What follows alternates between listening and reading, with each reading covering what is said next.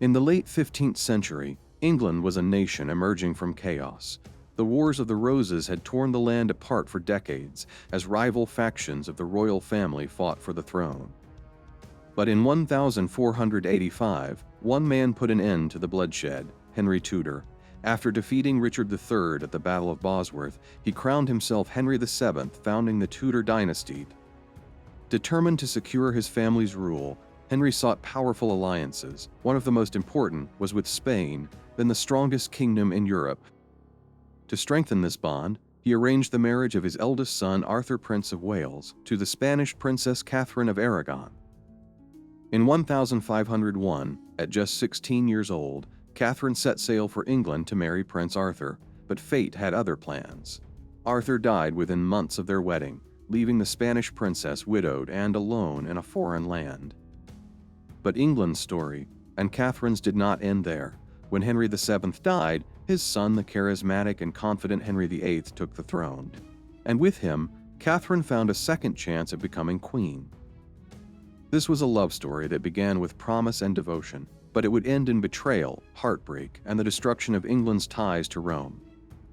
Catherine of Aragon was born on December 16, 1485, at the Archbishop's Palace in Alcalá de Henares, Castile. She was the youngest daughter of two of the most powerful monarchs in Europe, Queen Isabella of Castile and King Ferdinand II of Aragon. From the moment of her birth, Catherine was more than just a princess. She was a symbol of Spanish strength, raised to rule with wisdom and determination.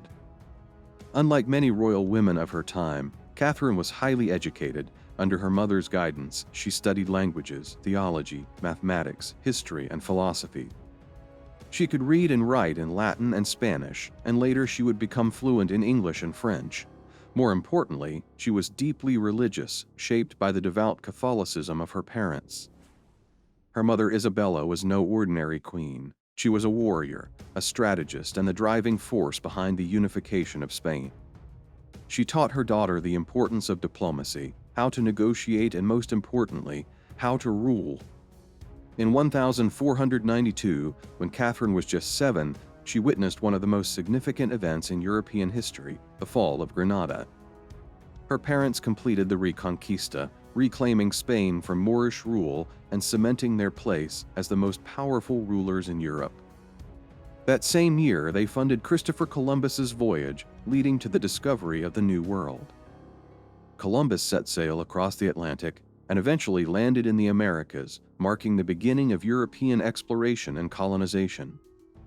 Catherine grew up in a Spain that was expanding its empire, filled with the confidence of conquest and the wealth of exploration. Catherine was not just a princess, she was a political asset. Her marriage was carefully arranged to strengthen Spain's alliance with England. From an early age, she was told that her future lay across the sea. She would marry Arthur, Prince of Wales, and become the next Queen of England. At just 16 years old, Catherine left Spain for England, embarking on a long and perilous journey across the sea. She landed at Plymouth on October 2, 1501, where she was warmly received before making her way toward London for her grand entrance into the English court. After years of diplomatic negotiations, on November 14, 1501, at St. Paul's Cathedral in London, Catherine married Prince Arthur, the eldest son of King Henry VII and heir to the English throne. It was a magnificent affair, the union of Spain and England, two of the most powerful kingdoms of the time. At just 15 years old, Arthur was still physically weak and frail, but he was raised to be king. Catherine, a year older and far more prepared for the role of queen. Just 5 months after their wedding, Prince Arthur fell gravely ill. Historians believe he may have suffered from tuberculosis or the sweating sickness, a mysterious and deadly disease that swept through England. Catherine, now just 16, stayed by his side as he grew weaker. But on April 2, 1502, Arthur, the future King of England, took his final breath. Arthur's death threw England into uncertainty. With the heir to the throne gone, the Tudor dynasty faced a crisis. Because in the shadows of the English court, a new future was being shaped, one that would lead her to the next heir, the young and ambitious Henry VIII.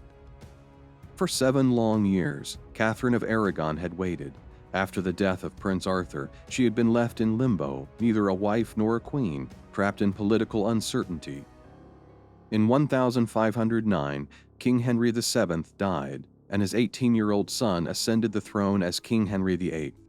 Unlike his cautious father, Henry was young, ambitious, and one of his first acts as king was to marry Catherine of Aragon. On June 11, 1509, Catherine and Henry were married at Greenwich Palace. The couple was crowned King and Queen of England in a lavish ceremony. For nearly 2 decades, Catherine of Aragon had ruled England as Henry's queen. She had been a devoted wife, a trusted political advisor, and a beloved figure among the English people. But there was one thing she had not given Henry: a male heir. By the late 1520s, Henry's patience was wearing thin. Despite multiple pregnancies, Catherine had only one surviving child, Princess Mary. But in a world where kingship was passed from father to son, Henry was desperate for a male successor. He began to believe that his marriage to Catherine had been cursed, that by marrying his brother's widow, he had angered God. At the same time, Henry had fallen deeply in love with Anne Boleyn, a young, ambitious lady in waiting. Unlike other women, Anne refused to become his mistress. She wanted to be queen. Henry became obsessed with the idea of marrying her, convinced that she would give him the son he so desperately needed. In 1527, Henry formally requested an annulment from Pope Clement VII, arguing that his marriage to Catherine had never been valid. But Catherine refused to accept this. She swore under oath that her marriage to Arthur had never been consummated, meaning her union with Henry was completely lawful. In 1529, a special court was set up at Blackfriars to decide the fate of the marriage, but Catherine would not back down. In a dramatic moment, she fell to her knees before Henry, begging him to remember their love and honor their marriage. Her speech moved the people, and many supported her claim, but Henry was determined. When the Pope refused to grant an annulment, he took matters into his own hands. Frustrated with the Pope's refusal, Henry made a bold and unprecedented move. He broke away from the Catholic Church. In 1534, he declared himself the supreme head of the Church of England, giving himself the power to grant his own divorce. Catherine was stripped of her title as queen and banished from court. She was forced to live in isolation, separated from her daughter Mary. For nearly 3 years, Catherine had lived in forced isolation. She still called herself Henry's lawful wife and England's true queen, even as the world around her changed. On January 6, 1536, as her strength faded, Catherine wrote one last letter to Henry. Her words were not filled with anger or resentment, but with love and forgiveness. On January 7, 1536, Catherine of Aragon passed away at the age of 50. She died far from the royal court, but she remained a queen in the hearts of many. Catherine of Aragon may not have lived to see her greatest victory, but in the end, it was her daughter Mary who would reclaim her mother's lost crown. At the age of 37, Mary Tudor became Queen of England, the first woman to rule the country in her own right.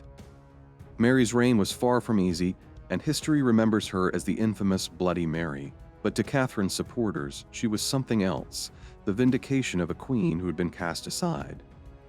Though Catherine had died in exile, her legacy lived on through her daughter, who fought to restore Catholicism, honor her mother's memory, and prove that a woman could sit on England's throne.